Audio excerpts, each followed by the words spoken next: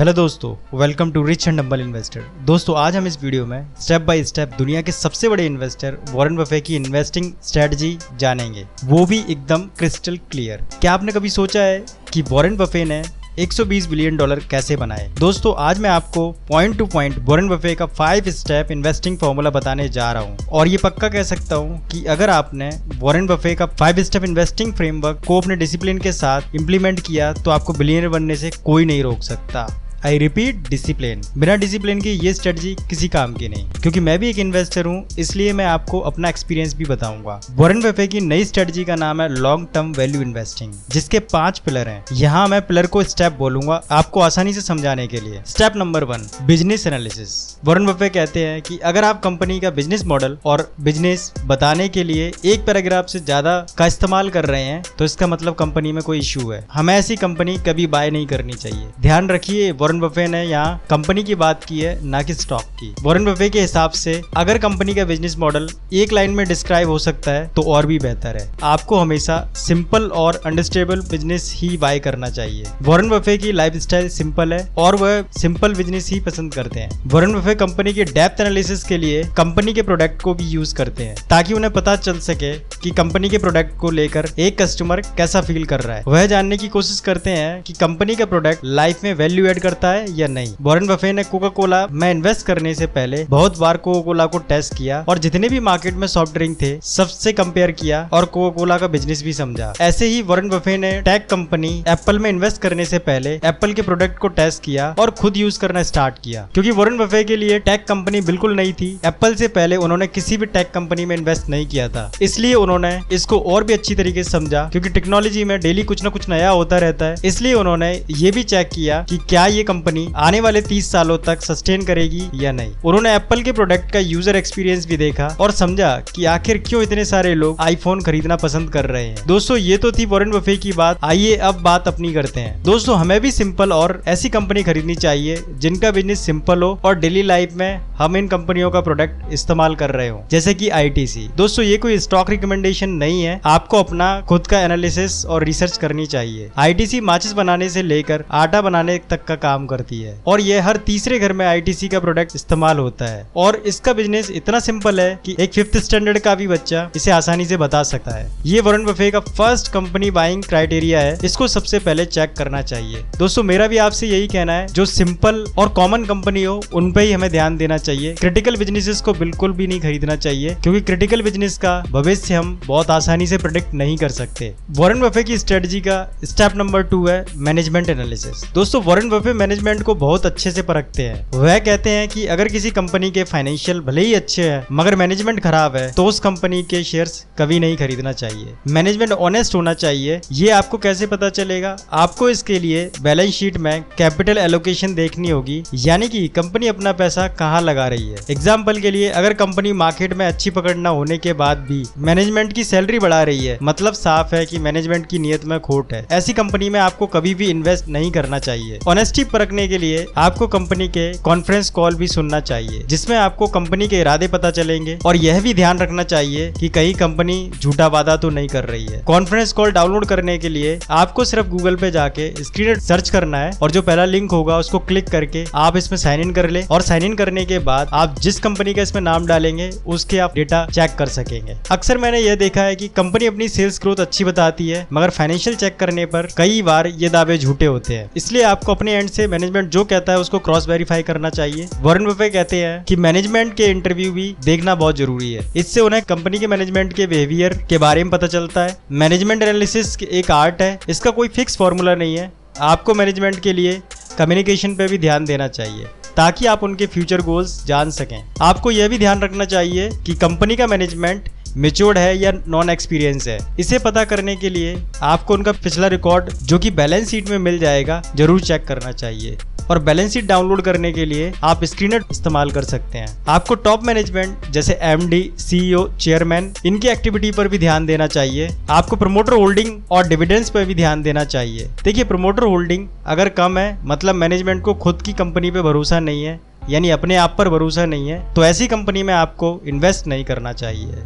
और अगर promoter holding बढ़ रही है तो आपको अलर्ट हो जाना चाहिए। चलिए मैं आपको इसे एक एग्जांपल से समझाता हूँ। देखिए, प्रमोटर होल्डिंग और डिविडेंड के बीच एक बहुत गहरा रिश्ता है। कई बार मैनेजमेंट इन्वेस्टर को इनडायरेक्टली चीट करते हैं, जैसे कि वेदांता में हुआ। पहले इस कंपनी की प्रमोटर होल्डिंग सिर्फ 45% थी और ये 7% का डिविडेंड देते थे, यानी कि सिर्फ 7%, यानी एक एफडी के बराबर। अब ये डिविडेंड क्या होते हैं मैं ये पिछली वीडियो में बता चुका हूँ। डिविडेंड वाला वीडियो आई बटन में भी देख सकते हैं, मैंने वहां पर आपके लिए पब्लिश कर दिया है। अभी के लिए आप इतना समझिए कि जब आप किसी कंपनी के शेयर को होल्ड करके रखते हैं तो कंपनी आपको सालाना कुछ % अमाउंट पे करती है। जितने ज्यादा नंबर ऑफ शेयर्स आपके पास होंगे उतना ज्यादा डिविडेंड मिलेगा। जैसे कि 100 रुपए पे आपको 7 रुपए मिलेंगे अगर 7% का डिविडेंड कंपनी पे कर रही है, वहीं 200 रुपए पे आपको 14 रुपए का डिविडेंड मिलेगा। यानी आपकी क्वांटिटी बढ़ने के साथ ही डिविडेंड भी बढ़ता है।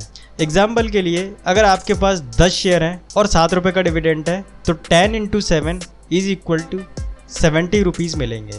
अगर यही 1000 शेयर्स हैं तो आपको 1000 × 7 इज इक्वल टू 7000 रुपए ईयरली मिलेंगे। कहने का मतलब जितने ज्यादा शेयर उतना ज्यादा डिविडेंड। उसी तरीके से जितनी प्रमोटर होल्डिंग उतना ही कंपनी को ज्यादा प्रॉफिट मिलेगा। यहाँ तक सब ठीक है, मगर वेदांता ने अपनी प्रमोटर होल्डिंग 68% तक बढ़ा दी और ईयरली डिविडेंड भी 50% तक बढ़ा दिया। और दुख की बात तो यह है कि इन्होंने 50% का डिविडेंड देने के लिए डेट लिया, डेट यानी कर्जा, जिससे कंपनी की हालत और खराब हो गई। यहाँ प्रमोटर ने जनता के पैसे को इनडायरेक्टली घुमाया और खुद के प्रॉफिट के लिए डिविडेंड और प्रमोटर होल्डिंग बढ़ाई ताकि प्रमोटर ज्यादा पैसे घर ले जा सके। मोरल ऑफ द स्टोरी यह है कि आपको हमेशा प्रमोटर होल्डिंग घटने या बढ़ने पर अलर्ट हो जाना चाहिए और आपको पता होना चाहिए कि आखिर क्यों प्रमोटर होल्डिंग बढ़ रही है या फिर घट रही है। यदि प्रमोटर होल्डिंग बढ़े और डिविडेंड भी बढ़े, उस कंपनी में आपको पैनी निगाह रखनी चाहिए। अगर आपको इस वीडियो से वैल्यू मिल रही है तो आप इस वीडियो को लाइक करें। वॉरेन बफे की स्ट्रेटजी का स्टेप नंबर 3 है फाइनेंशियल असेसमेंट, यानी इसमें हम कंपनी के जो फाइनेंशियल्स होते हैं, यानी क्या लिया गया, क्या दिया गया,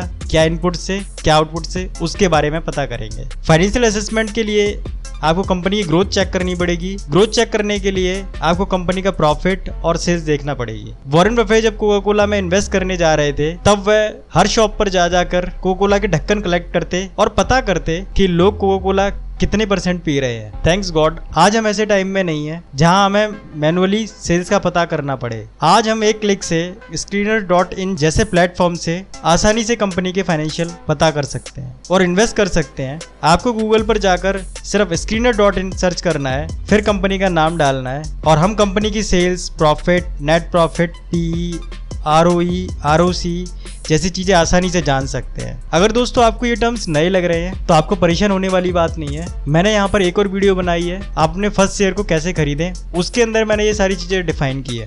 वॉरेन बफे कहते हैं कि फाइनेंशियल चेक करने के समय आपको एक बहुत इंपॉर्टेंट फैक्टर चेक करना जरूरी है। कंपनी अपनी बैलेंस शीट में सब कुछ मैनिपुलेट कर सकती है, मगर कैश फ्लो में मैनिपुलेशन करना कठिन है।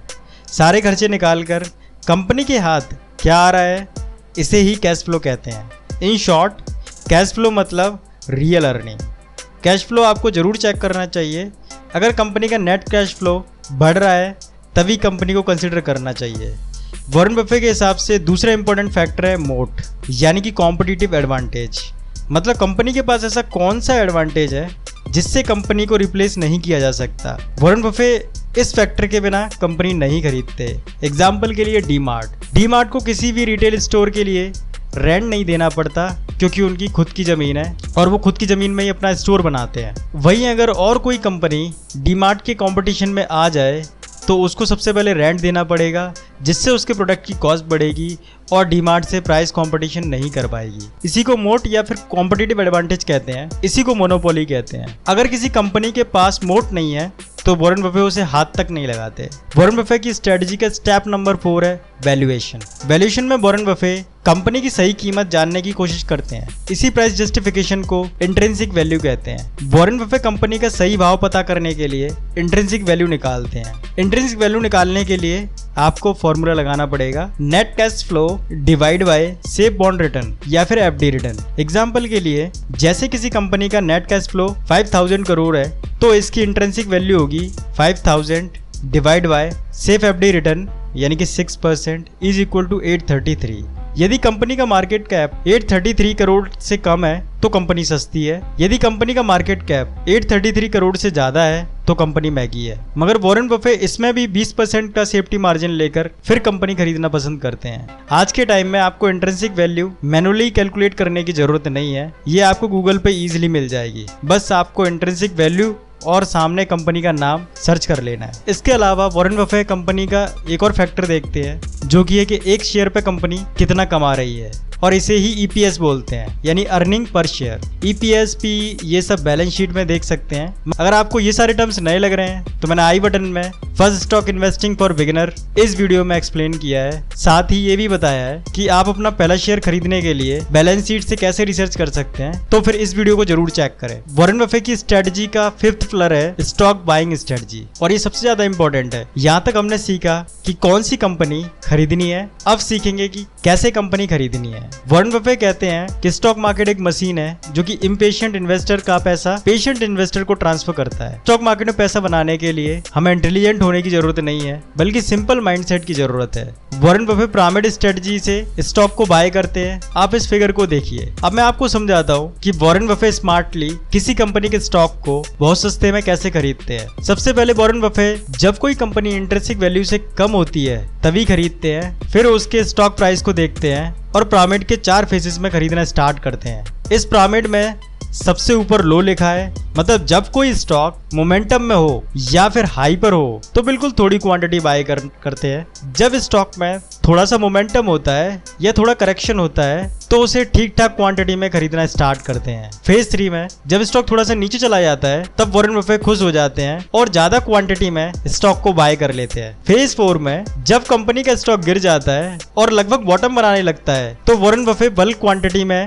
कंपनी के स्टॉक को खरीद लेते हैं, क्योंकि वॉरेन जानते हैं कि वह एक अच्छी कंपनी कम भाव में खरीद रहे हैं, इसलिए यहाँ पर वो मैक्सिमम इन्वेस्टमेंट करना पसंद करते हैं। इसी तरीके से वॉरेन बफेट अपनी बाइंग प्राइस को बहुत अच्छे तरीके से एवरेज करते हैं। वही रिटेल इन्वेस्टर इसका जस्ट उल्टा करता है, वह ज्यादा भाव में ज्यादा क्वांटिटी खरीद कर लॉस में रहता है। मैं खुद अपनी स्ट्रेटजी में पिरामिड थ्योरी यूज करता हूँ। दोस्तों वॉरेन बफेट को भी नहीं पता कि टॉप कहाँ है बॉटम कहाँ है, इसलिए वो एवरेजिंग पे बिलीव करते हैं। यहाँ वॉरेन बफेट किसी टॉप और बॉटम की बात नहीं कर रहे हैं, बल्कि step by step pyramid theory से सिस्टमैटिक बाइंग कर रहे हैं।